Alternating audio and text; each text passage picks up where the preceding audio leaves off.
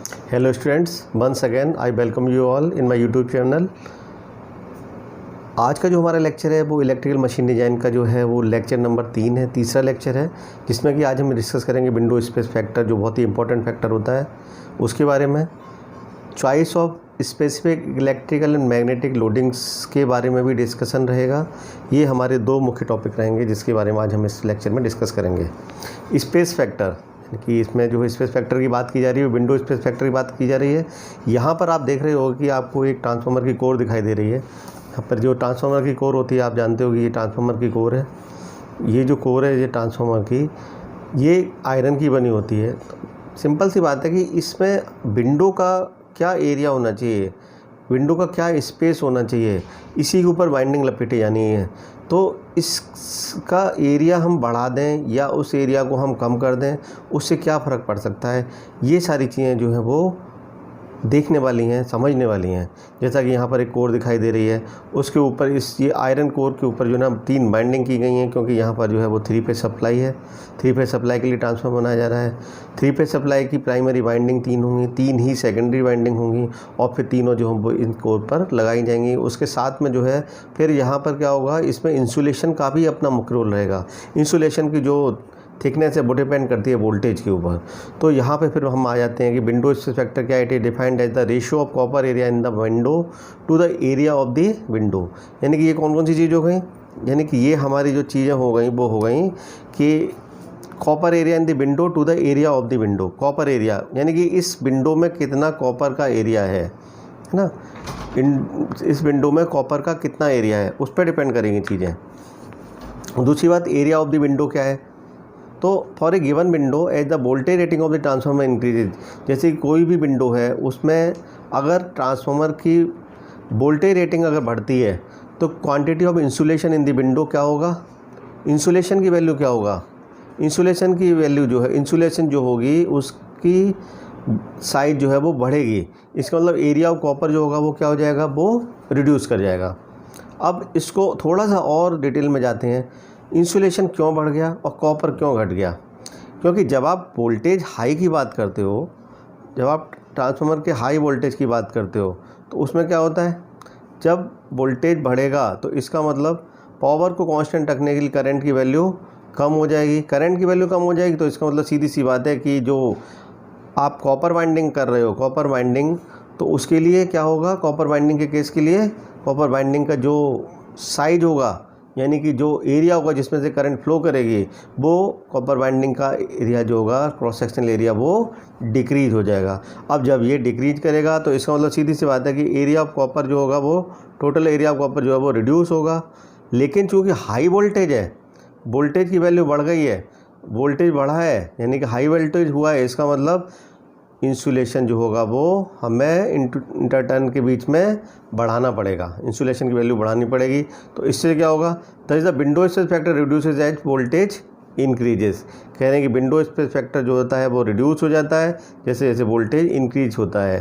क्यों, क्योंकि अभी बताया मैंने आपको, विंडो टू ये होता गया है copper area in the window, copper area in the window and to the area of the window. यानी कॉपर एरिया क्या हो गया, कॉपर बाइंडिंग घट गई, तो इसका मतलब कॉपर बाइंडिंग जब कम हो गई तो वो चीज़ कम हुई है, ऊपर वाला फैक्टर कम हो गया।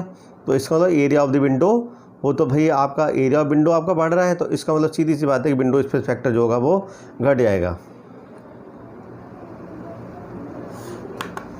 इसके बाद बात करते हैं choice of specific magnetic and electrical loading की।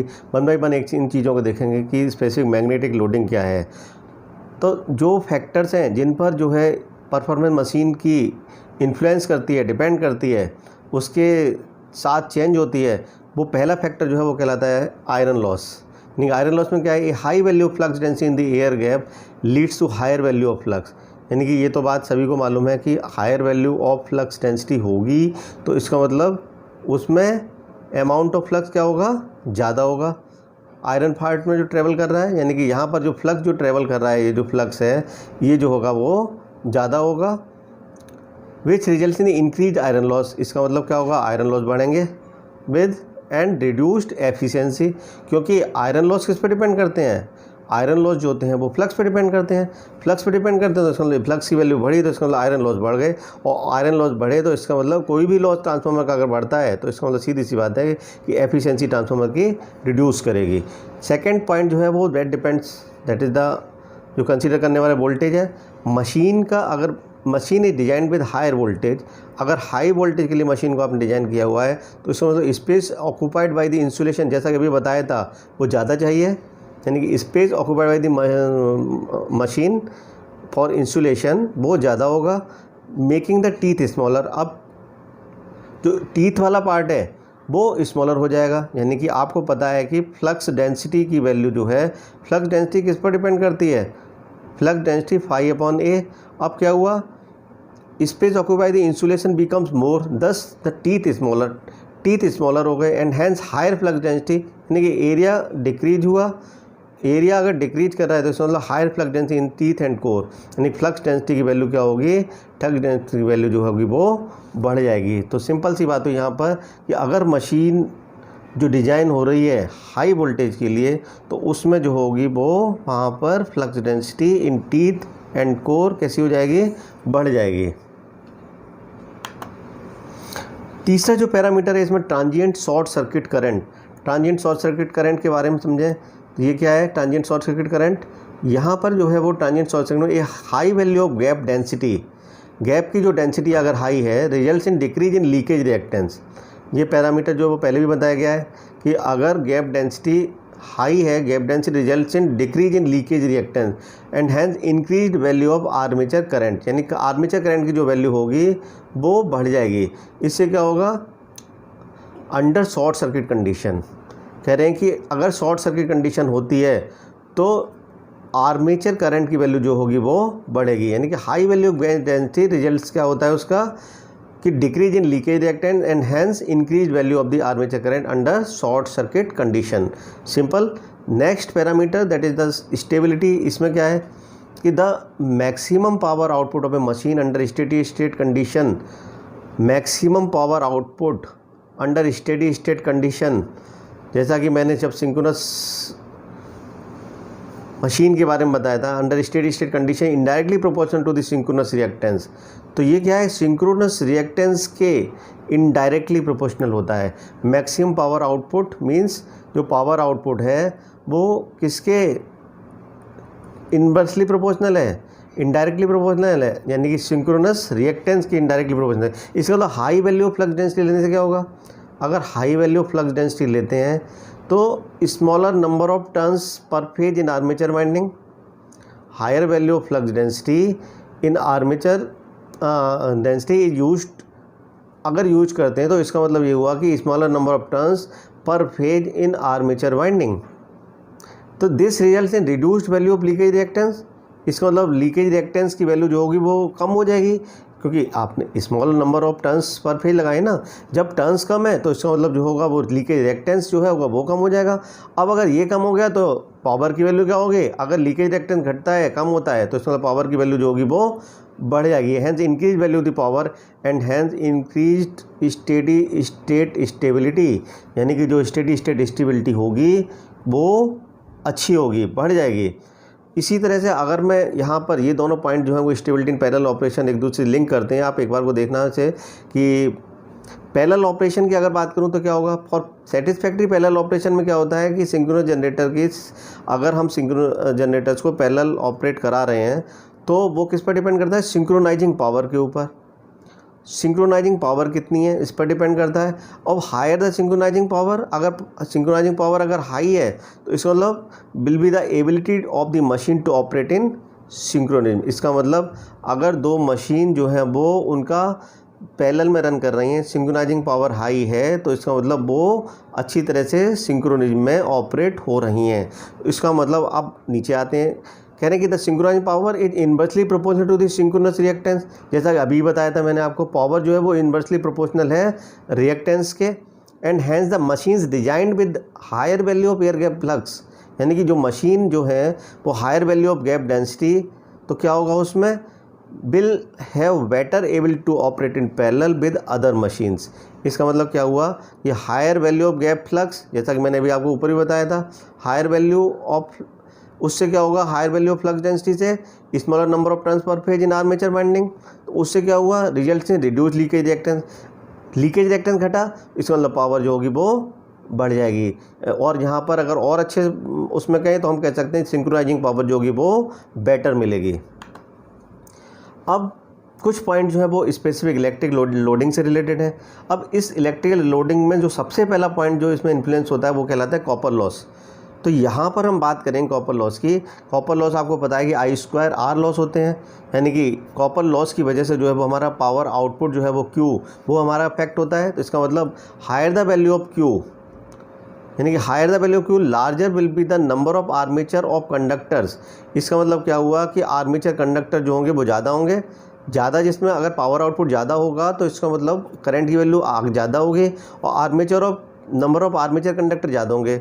इससे क्या होगा, जब आपने आर्मेचर में कंडक्टर बढ़ा दिए तो इसका मतलब उनमें कॉपर जो की मात्रा है वो बढ़ी हुई है, कॉपर का रेजिस्टेंस बढ़ा हुआ मिलेगा। इसका मतलब जो कॉपर लॉसेस होंगे I2 लॉस R लॉस होंगे वो बढ़ जाएंगे। तो इसका मतलब this will result in higher temperature rise and reduction in efficiency. तो सिंपल सी बात है, अगर कॉपर लॉस बढ़ जाएंगे, कॉपर लॉस बढ़ेंगे, क्यों बढ़ेंगे, क्योंकि टेम्परेचर पर डिपेंडेंट है, टेम्परेचर राइज पर है, टेम्परेचर राइज होगा तो इसका मतलब एफिशिएंसी जो होगी वो रिड्यूस हो जाएगी। इसी तरह से अगर मैं सेकंड पॉइंट जो कि वोल्टेज से रिलेटेड है उसकी बात करता हूँ तो इसका मतलब ये है कि higher value of output can be used for low voltage machines, यानी कि हायर वैल्यू ऑफ आउटपुट जो हमें मिलेगा can be used for low voltage machines, उसमें हम ले सकते हैं। क्यों, क्योंकि वहाँ पर जो है वो since the space required for the insulation जो है वो वहाँ पर कम होता है। तो इस तरह से जो है वो वोल्टेज पर चीज़ें डिपेंड कर रही हैं। तीसरा जो पॉइंट है स्पेसिफिक इलेक्ट्रिकल लोडिंग का वो हमारा वापस से यहीं पर जो सिंक्रोनस रिएक्टेंस है वहाँ भी थी और ये पॉइंट जो है वो यहाँ भी आ रहा है सिंक्रोनस रिएक्टेंस का। तो इसमें इस केस में क्या होगा, इस केस में जो होगा वो high value of Q leads to higher value of leakage reactance, यानी कि जो अगर ज़्यादा पावर आउटपुट है तो इसका मतलब क्या हुआ, इसका मतलब ये हुआ सीधा सीधा कि लीकेज रिएक्टेंस जो होगी वो हायर वैल्यू होगी and armature reaction and hence higher value of synchronous reactance. इसका मतलब सीधी सी बात हो गई कि high value of output leads to high value of leakage reactance, यानी कि Q की वैल्यू अगर बढ़ी तो इसका मतलब लीकेज रिएक्टेंस जो है वो भी बढ़ेगी, रिएक्टेंस बढ़ेगी। तो इसका मतलब क्या हुआ, आर्मेचर रिएक्शन की वैल्यू की अगर बात करूं तो आर्मेचर रिएक्शन भी जो है वो बढ़ रही है and hence higher value synchronous reactance, ये जो है वो वैल्यूज यहाँ पर बढ़ जाएगी। Such machines will have poor voltage regulation, जब ये सारी चीज़ें, जब आर्मेचर रिएक्शन की वैल्यू बढ़ गई तो इसका मतलब वोल्टेज रेगुलेशन क्या होगा, वोल्टेज ड्रॉप, आर्मेचर रिएक्शन में वोल्टेज ड्रॉप होने की वजह से क्या होगा, वोल्टेज रेगुलेशन जो होगा वो पुअर हो जाएगा। Lower value of current under short circuit condition and low value of steady state stability limit and small value of synchronising power, यानी कि सारे पैरामीटर जो है वो यहाँ पर अफेक्टेड हो रहे हैं। करेंगे such machines will have poor voltage regulation, lower value of current under short circuit conditions and low value of steady state stability limit and small value of synchronising power, यानी कि जो पावर होगी उस synchronising power जो होगी उसकी भी value जो होगी वो कम हो जाएगी। चौथा पॉइंट जो वो कह रहे हैं कि स्टेट लोड लॉसेस से रिलेटेड है विद इंक्रीज इन आउटपुट, जो स्टेट लोड लॉसेस होते हैं वो इंक्रीज कर जाते हैं, यानी कि अगर आउटपुट बढ़ेगा तो इसका मतलब स्टेट लोड लॉसेस जो होंगे वो बढ़ जाएंगे। तो यहाँ पर जो है मुख्य बात देखने की वो ये है कि वैल्यूज़ ऑफ जो specific magnetic and specific electrical loading को जो है क्या करना होता है, हमें बहुत अच्छे से सिलेक्ट करना पड़ता है। और वो कहाँ से उठाने पड़ते हैं ये डेटा, वो डिज़ाइन डेटा बुक जो होती है, हैंड बुक जो होती है, वहाँ से हमें उसको लेने पड़ते हैं। और ये किसी भी जो मशीन हो, जैसे सिंक्रोनस मशीन है उसमें सेलिएंट और नॉन सेलिएंट पोल मशीन दोनों ही के लिए वहाँ से आप उसको चूज़ कर सकते हो। अब इसके बाद बात आती है separation of diameter and length, यानी कि इसको हम किस तरह से चूज़ करें।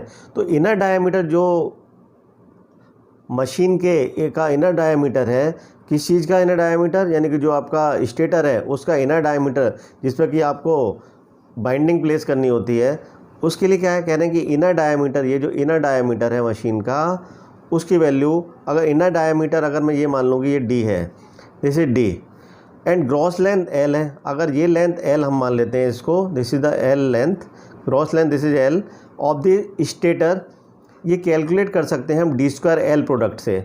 इसके लिए जो हमारा पैरामीटर, हमारा जो इक्वेशन होती है वो होता है डी स्क्वायर एल प्रोडक्ट, जो कि आउटपुट इक्वेशन में मिलता है। To separate suitable relations and assume between D and L depending upon the type of the generator. D and L की वैल्यू जो होती है वो किस पर डिपेंड करती है, that depends on the type of the generator के ऊपर डिपेंड करती है। यानी कि हर टाइप का जो जनरेटर होगा, चाहे वो सेलिएंट पोल हो या नॉन सेलिएंट पोल हो, तो वहाँ पर डी और एल की वैल्यू जो होगी वो दोनों ही जनरेटर के लिए अलग अलग होगी, है ना। क्यों? क्योंकि भाई आपको पता है अभी कि पैरामीटर किस पर डिपेंड कर रहे हैं, इलेक्ट्रिकल लोडिंग पर और मैग्नेटिक लोडिंग पर। तो इसका मतलब फॉर एग्जांपल इन केस, जैसा कि यहाँ लिखा है सेलिएंट पोल मशीन की अगर बात करूँ मैं, in salient pole machine either round और rectangular pole construction is employed. यानी कि राउंड टाइप के पोल या फिर रेक्टेंगुलर पोल, इस तरह के जो पोल हैं वो एम्प्लॉय कर सकते हैं, लगा सकते हैं। In these types of machine the diameter of the machine will be quite larger than the axial length. यानी कि डी की वैल्यू जो होगी वो ग्रेटर होगी as compare to the L यानी कि लेंथ ऑफ द स्टेटर। तो इस तरह से जो है वो हम विंडो स्पेस फैक्टर को आपने इसमें देखा। दूसरी बात यह कि विंडो स्पेस फैक्टर की क्या ज़रूरत होती है, अगर मशीन का जो होगा वो वोल्टेज बढ़ेगा तब क्या होगा, मशीन का वोल्टेज घटेगा तब क्या होगा। दूसरी बात, इलेक्ट्रिकल लोडिंग और मैग्नेटिक लोडिंग पर किस तरह से ये पैरामीटर जो होंगे अफेक्टेड होंगे, वो सारी चीज़ें हमने देखी। आप इसको आप रिवाइज कीजिएगा, समझिएगा। सारे पॉइंट थोड़े से जो हैं वो आपको ध्यान देने वाले हैं कि कौन सी चीज़ से कौन सी चीज़ किस तरह से अफेक्टेड हो रही है, कौन सी चीज़ बढ़ रही है, कौन सी चीज़ घट रही है। तो हमें इन सब चीज़ों का सिलेक्शन जो होगा वो selection table design data book से हमें करना पड़ेगा। Okay, thank you very much.